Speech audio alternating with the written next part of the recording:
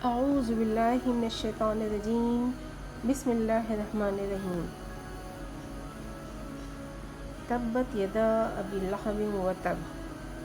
ترجمہ ہے ٹوٹ گئے ابو لہب کے ہاتھ اور وہ نامراد ہو گیا۔ ابو لہب کا اصل نام عبد العزیٰ تھا۔ اسے ابو لہب اس لیے کہا جاتا تھا کہ اس کا رنگ بہت چمکتا ہوا سرخ و سفید تھا۔ لہب آگ کے شعلے کو کہتے ہیں، اس لیے اس کو ابو لہب کہا جاتا تھا۔ ابو لہب بن عبد المطلب آپ صلی اللہ علیہ وسلم کا چچا تھا۔ قرآن مجید میں یہ ایک ہی مقام ہے جہاں دشمنان اسلام میں سے کسی شخص کا نام لے کر اس کی مذمت کی گئی ہے۔ حالانکہ مکے میں، مدینے میں بہت سے لوگ ایسے تھے جو اسلام دشمنی میں ابو لہب کے برابر تھے۔ سوال یہ ہے کہ اس شخص کی کیا خصوصیت تھی جس کی بنا پر اس کا نام لے کر اللہ تعالیٰ نے مذمت کی ہے۔ ابو لہب آپ صلی اللہ علیہ وسلم کی عداوت میں حد سے گزر گیا تھا۔ یہ مکے میں آپ صلی اللہ علیہ وسلم کا ہمسایہ تھا۔ آپ کے گھر اور ابو لہب کے گھر کے بیچ میں ایک دیوار تھی۔ یہ حضور کو چین نہیں لینے دیتا تھا۔ آپ کبھی نماز پڑھ رہے ہوتے تو یہ آپ کے اوپر بکری کا اوج پھینک دیتے، کبھی صحن میں کھانا پک رہا ہوتا تو یہ ہنڈیا پہ غلاظت پھینک دیتے۔ ابو لہب کی بیوی ام جمیل بھی اپنے شوہر کے ساتھ ساتھ تھی۔ یہ راتوں کو خار جھاڑیاں، کانٹے والی جھاڑیاں آپ صلی اللہ علیہ وسلم کے دروازے پہ پھینک دیتی تاکہ جب صبح آپ نکلیں یا آپ کے بچے نکلیں تو انہیں پاؤں میں چبھ جائے۔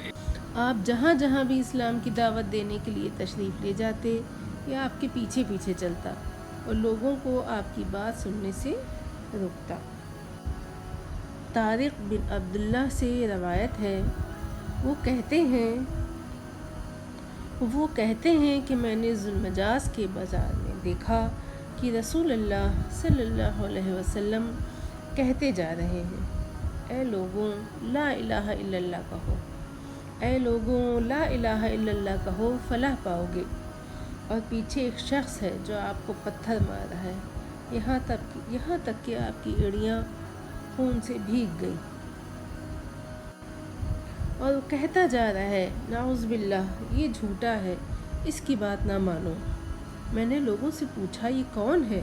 لوگوں نے کہا یہ ان کا چچا ابو لہب ہے۔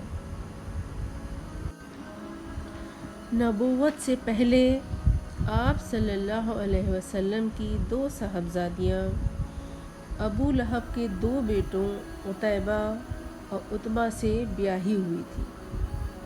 نبوت کے بعد جب حضور صلی اللہ علیہ وسلم نے اسلام کی طرف دعوت دینا شروع کی تو اس شخص نے اپنے دونوں بیٹوں سے کہا کہ میرے لیے تم سے ملنا حرام ہے اگر تم محمد کی بیٹیوں کو طلاق نہ دے دو۔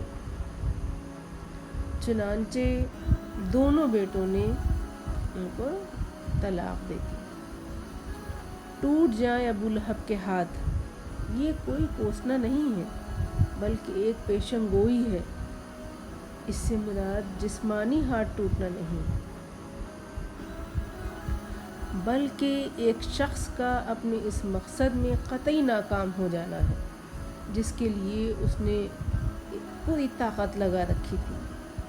ابو لہب نے اسلام کی دعوت کو ذکر دینے کے لیے واقعی اپنی پوری طاقت لگا دی تھی۔ اس سورہ کے نزول کو 7-8 سال ہی ہوئے تھے کہ جنگ بدر میں بڑے بڑے سردار مارے گئے جو اسلام دشمنی میں ابو لہب کے ساتھی تھے۔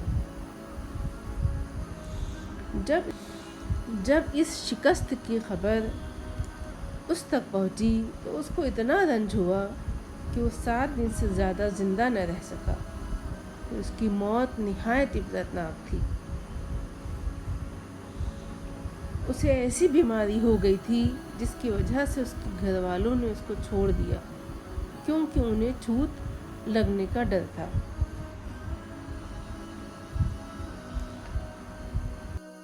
اس کی موت کے بعد بھی 3 دن تک کوئی اس کے پاس نہ آیا، یہاں تک کہ اس کی لاش سڑ گئی، اس کی بو پھیلنے لگی۔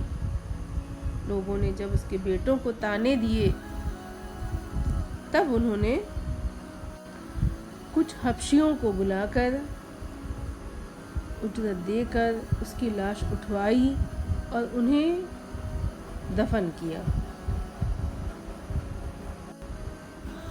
ایک اور جگہ روایت ہے کہ اس کی لاش جب سڑنے لگی تو ان کے بیٹوں نے ایک گڑھا کھدوایا اور لکڑیوں سے اس کی لاش کو ڈھکیل کر اس میں پھینکا اور اوپر سے مٹی اور پتھر ڈال کر ڈھانپ دیا۔ اس کی مزید مکمل شکست اس طرح ہوئی کہ جس دین کی راہ روکنے کے لیے اس نے ایڑی چوٹی کا زور لگایا تھا، اسی دین کو اس کی اولاد نے قبول کیا۔